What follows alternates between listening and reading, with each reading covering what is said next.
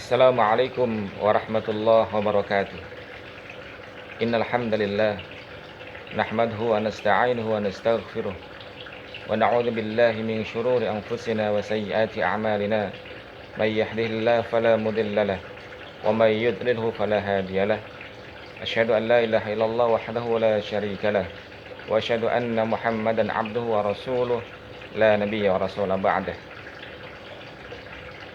Allahumma salli wa sallim ala nabiyyina Muhammad wa ala alihi wa ashabihi ajma'in, amma ba'd. Anak-anakku yang Ustaz cintai, bagaimana kabarnya hari ini? Mudah-mudahan tetap sehat dan tetap dalam lindungan Allah Subhanahu wa taala. Mudah-mudahan keluarga kita juga dalam lindungan Allah Subhanahu wa taala. Amin ya rabbal alamin. Anak-anakku yang Ustaz cintai, Alkisah di sebuah pesantren, seorang kiai ingin mengadakan satu perlombaan. Perlombaannya adalah makan ayam goreng. Semua santri diberikan ayam goreng satu-satu. Tapi ada syarat.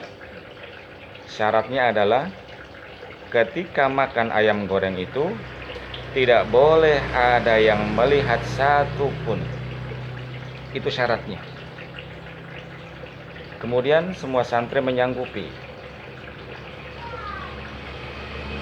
Dan mulailah mereka mencari tempat persembunyian di mana mereka tidak dilihat oleh orang lain. Ada yang kemudian makan di bawah kolong ranjang. Ada yang kemudian mencari-cari tempat dan makan di dalam lemari.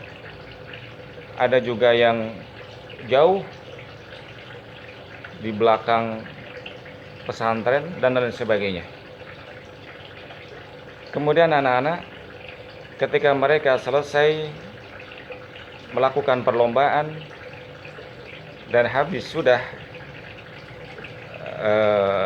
ayamnya, mereka merasa berhak untuk mendapatkan hadiah dari seorang kiai.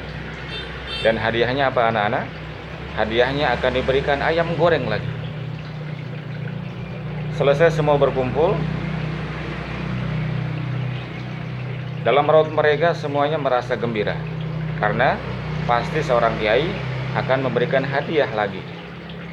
Namun anak-anak, tiba-tiba ada salah seorang santri, Fulan namanya, dengan raut muka yang sedih, jalan yang tidak semangat, beliau menghampiri kiai sambil berkata, "Mohon maaf kiai, saya tidak mampu untuk mengikuti perlombaan ini." Kemudian sang kiai merasa heran, kenapa?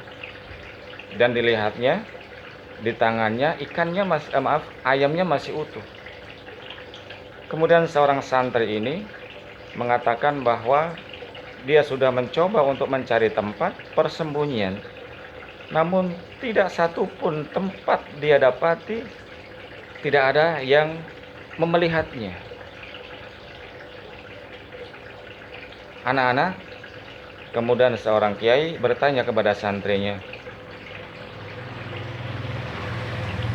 "Kenapa engkau merasa seperti itu?" Tiba-tiba sang kiai mendapatkan jawaban yang sangat luar biasa.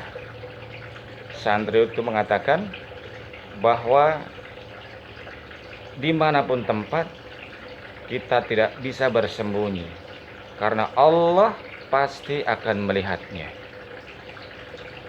Anak-anak,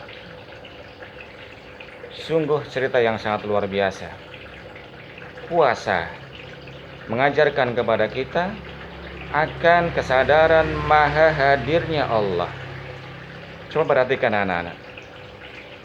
Ketika anak-anak berada di dalam rumah, di rumah itu sendirian, tidak ada satu orang pun.